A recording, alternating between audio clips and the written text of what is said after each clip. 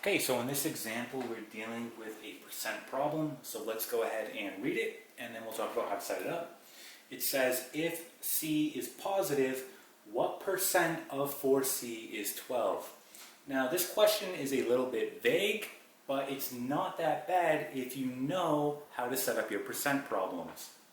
So when we're dealing with percents, we want to go back to the proportion, which is going to be the following, where we have is over of equal to percent over 100. So we're going to use this proportion to solve this problem. So our first step is to identify our values. What is, what is of, and what is our percent. So if we read the problem, we can see that it's asking what percent.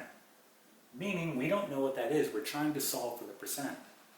Okay? So where I see percent, I'm going to plug in a variable because that's what we want to solve for.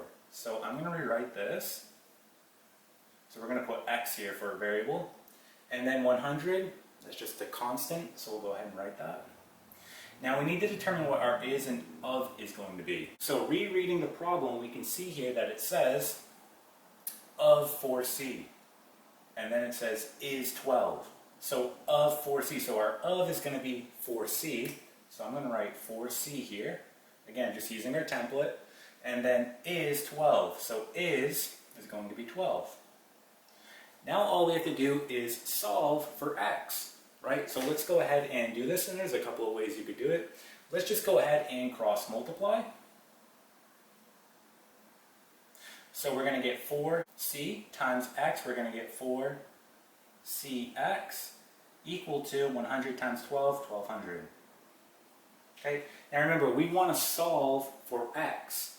Okay, so we want to divide both sides by 4c.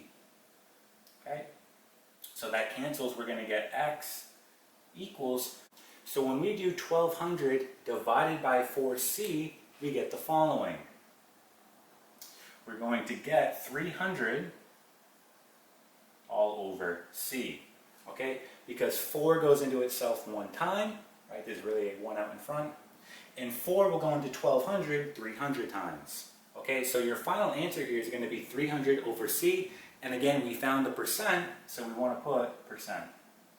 Okay, this is your final answer. So again, a bit vague, but if you know how to set up percent problems, it really isn't that bad. Okay, and that is it.